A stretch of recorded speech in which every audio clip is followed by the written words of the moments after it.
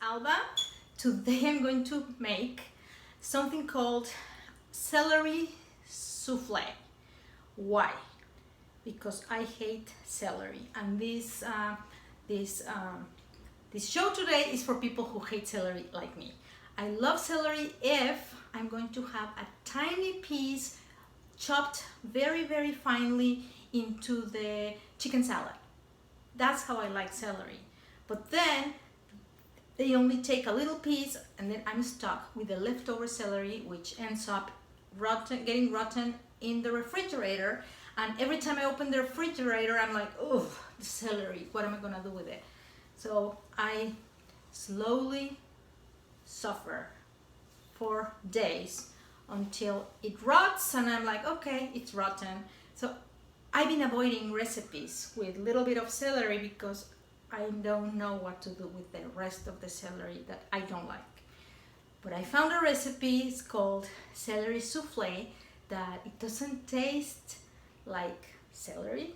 It tastes a little bit, but it's really good. So let's get started. The ingredients that I'm going to need are leftover celery. Make sure you have at least 5 stalks of celery. 1/4 of a cup of breadcrumbs, 1 cup of shredded cheese. In this case, it's 100 grams. I ran out of cheese, so I couldn't add all the way to the top, but it doesn't matter. Half a butter stick, 2 cups of milk, 1/3 of an onion in pieces, half a teaspoon of salt, and I added a little pepper there, 1 teaspoon of chicken stock of powder, 40 grams of flour. You saw the ingredients, you probably guessed right. I'm making a bechamel sauce. I'm going to cover the celery in a bechamel sauce, and then I'm gonna put it in the oven. And when you bake celery, it loses a little bit of its flavor. So the first time I made it with a regular bechamel sauce, it was a little bland because the celery lost its flavor, and the flavor of the bechamel sauce wasn't too powerful. Therefore, I decided I'm gonna try it with onion, and onion made all the difference in the world. So the first thing I'm going to do is first turn on the oven, preheat at 350 degrees Fahrenheit, and then I'm going to cut the celery and peel it a little bit to get rid of that hard fibers that are in the back of the celery. And I'm gonna put it in a container in which I'm gonna pour the bechamel sauce on top later. So let's get started. So first I cut up the heart, or the base. And now with each stick, what I'm going to do is really quickly go like this, just to remove the extra fibers that we really don't want in our dish. And I'm just gonna separate them here. Later on, I'm gonna just chop them into little. So I'm done removing the fibers, just a little bit. We don't have to do everything because then it'll disappear. It's all fiber anyway. Oh, that's the oven that it's ready. So anyway, the ones in the center, I didn't peel them because they're already soft anyway. So what I'm doing is I'm chopping them, and I'm making little sticks, and I'm going to add them into my strainer so I can rinse them with water.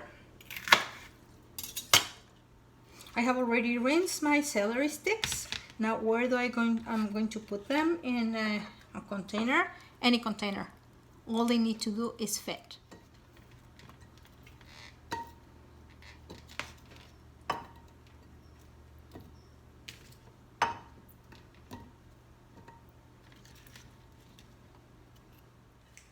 They're ready. Now what I'm going to do is prepare the sauce, and when the sauce is ready, I'm gonna pour it over. Now what I'm going to do is add the onion into the jar, and I'm going to chop it for 10 seconds at speed 5.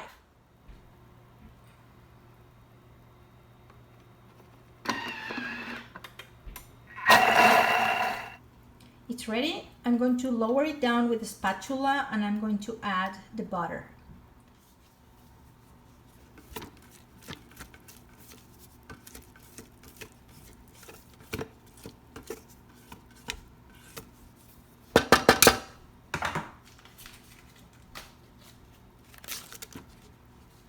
I'm going to cook it for 5 minutes. Temperature will be varoma and the speed will be 1.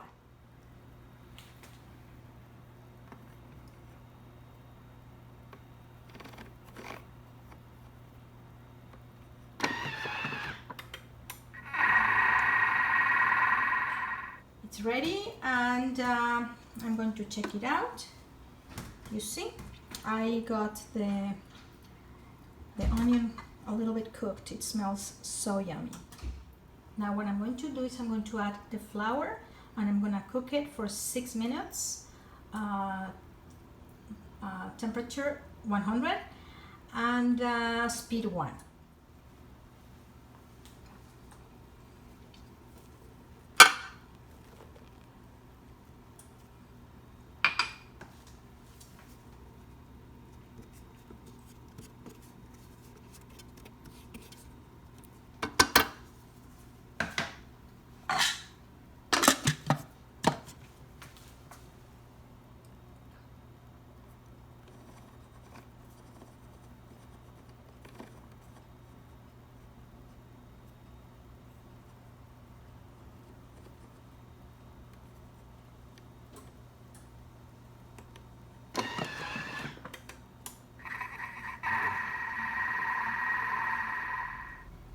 So I'm gonna check it out. It's ready.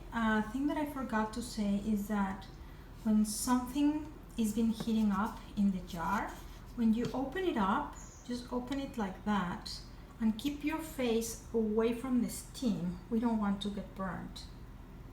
So here the flour is cooked. So I'm ready to add the rest of the ingredients. Now that the base is ready, I'm going to add the milk, the condiments. I'm gonna leave for the breadcrumbs and the cheese. I'm gonna leave them for later. So right now, just going to add the milk and the seasonings.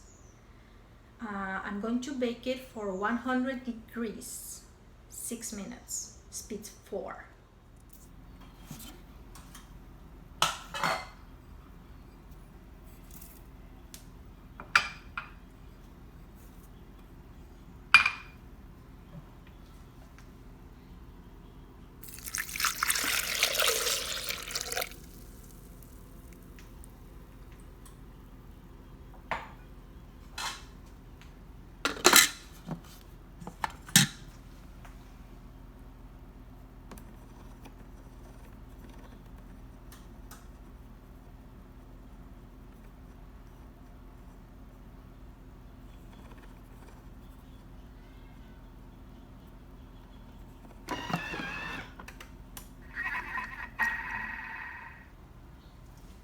It's ready.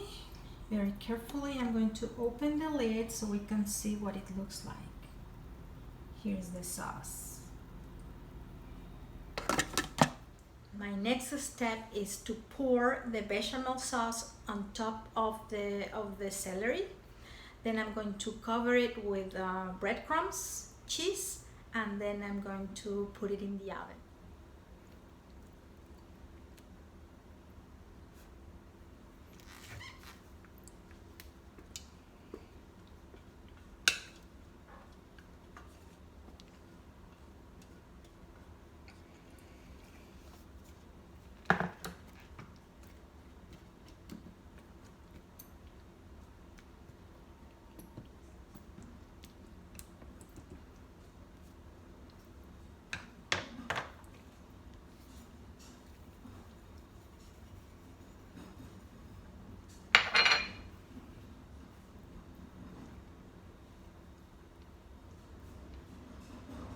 I'm gonna leave it in the oven for 40 minutes and the temperature was 350 degrees Fahrenheit.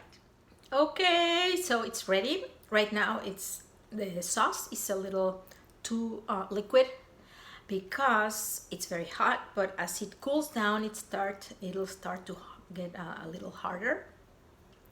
And right now it's impossible to serve because it'll just plop into the plate. The sauce, if you taste the sauce, just the sauce, it'll taste a little too salty. And I wanted to share this with you because when I do it normal, less salt, it tastes bland because the celery takes away, it's very bland. The celery doesn't have much flavor. So you can try it, the first time you try it, do it with less salt and then work your way up. The sauce by itself is gonna be salty, but then when you mix it with the celery, ends up perfect. So play it by ear. In my house, we don't like a lot of salt in our dishes. Still, this celery recipe with this amount of salt, it's perfect for us. Try it. Let's see how you like it. I guess it's a very better way to do something with the celery instead of letting it rot in the fridge. And if you have any questions, let me know, and enjoy. See you later. Thank you for watching.